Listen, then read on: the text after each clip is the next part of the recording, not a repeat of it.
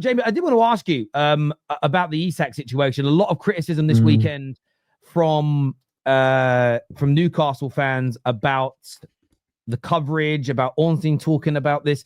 Do you feel a bid's coming this week? Do you feel like this is something that will get resolved? That being said, Brentford now have dug their heels in over the price of Vissa, and they just said, look, unless this price is hit, Newcastle, that you're not willing to bid, we're not selling. They're almost getting a taste of their own medicine in that direction. It feels like people are getting very frustrated with it. Fans, clubs, journalists. Do you see the new bid coming this week? Do I see a new bid coming this week? I think potentially. See, the thing is, I don't think, and since Liverpool made the first bid, they said that they're not going to come back in until they feel like Newcastle are ready to come to the table. So I think unless Newcastle are willing to come to the table this week, I don't think there will be it. I think it might go down to the very last day of the window, and it might be something that might go over the line then.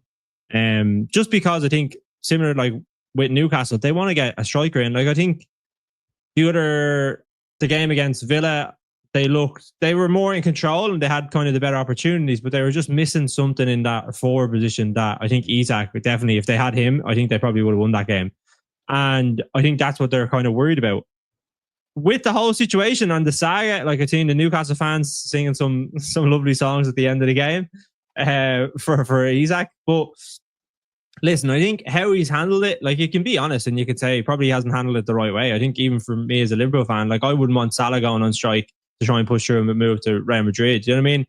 And I think that's a fair thing for Newcastle fans to be annoyed about. But no, I don't think Liverpool are going to put in another bid until Newcastle are willing to come to the table. And I think they probably will go down to the wire, and it depends on if they're able to get their transfers in, whether that's Vissa, whether that's Jackson, whether that's some other forward that they have lined up. So yeah, I think it's interesting because I think Liverpool, like people say Liverpool have obviously bought a lot, but we have sold a lot too. Like, you know what I mean? We've lost Nunez, we've lost Diaz, obviously the Jota situation, which is terrible, but it does leave us with basically Gakpo as your left winger, Rio maybe to come in sparingly throughout the season.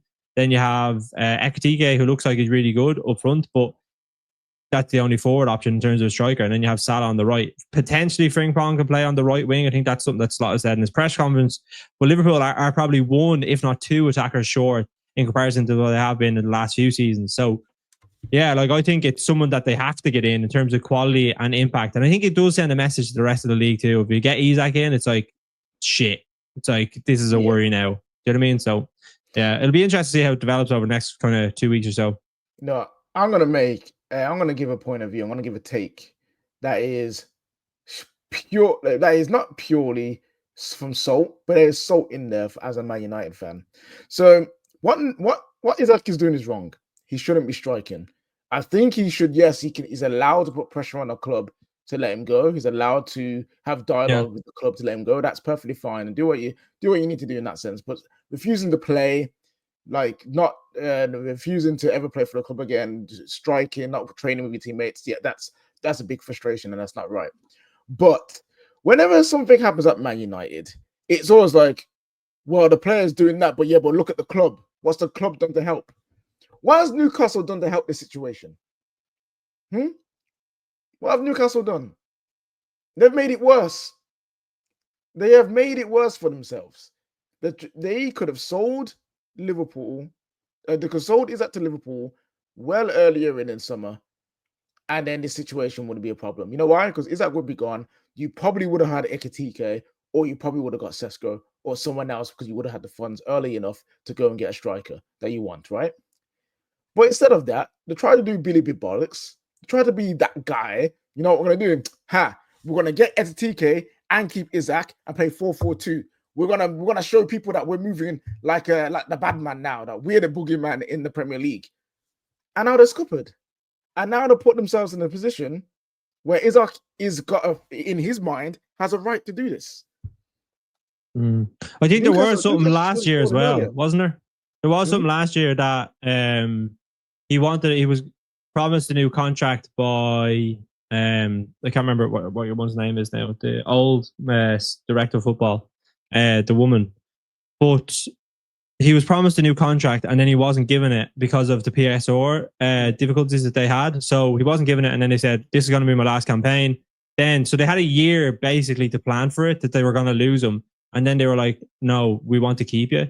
So I think there's probably a little bit of that into it. But even so, I think you still have to say, listen, I understand the predicaments you're in. You want to keep me, but I don't want to play football here anymore. I want to leave. And then he can say, I'll still play football, but I'm handing in a transfer request. Maybe do it that way. And then you could maybe understand it a little bit more. But yeah, like Liverpool playing Newcastle next, that game was going to be tense. It's going to be electric. I'm going to love that.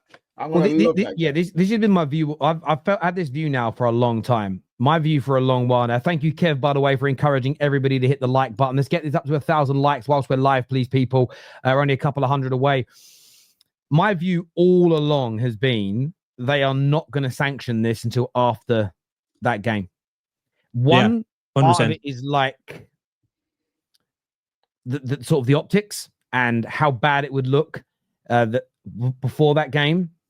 If they did it earlier, I do think they even now looking back, should they have done it earlier in the summer, got Ekatike? Yeah, they probably should have done. That all being said, if they did the deal 3 or 4 weeks ago, Alexander Isak is lining up against them at their ground. And although at some point in the future, he's going to play against them, it's inevitable if he joins Liverpool.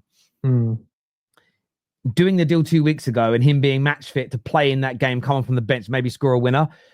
One is the insult to injury, and it's bad optics for the fans, the way they look at the board. So I do think that you will maybe see a bid this week. I think you might see it advance again, but this deal will not go through until after your game at the weekend. After your game this weekend is, I think, when you'll see the deal go through to completion, because then, yes, it will play against you at Anfield. There'll be some away fans, but it gives Newcastle United, let's see when you actually have to go there. Again, by the way, I then wouldn't be surprised if early next season, if you're playing them at St. James's Park early again. Why? Because I think fixtures are a little bit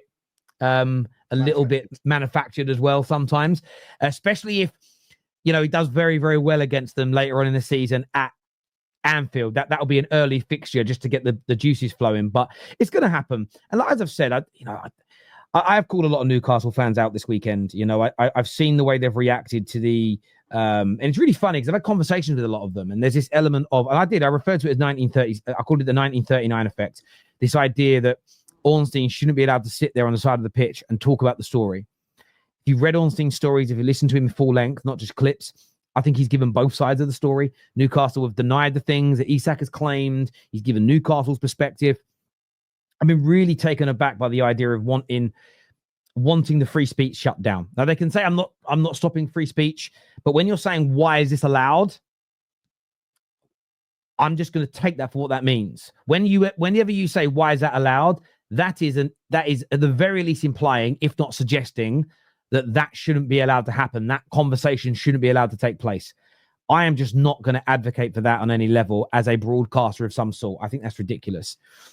That being said, I've seen Ornstein all weekend on different reports for NBC talk about multiple transfers for other clubs in the same way. I just think Newcastle fans, I get you're hurt and I get that you're in pain, and you're right to ask for the correct money. You're right to be angry at the player. No one's telling you shouldn't feel that way. My only response to Newcastle fans is the same. And by the way, you're allowed to criticize the journalists as well. I just want to put that out there. You can criticize them and say, I think they're not telling the truth. I don't like their story.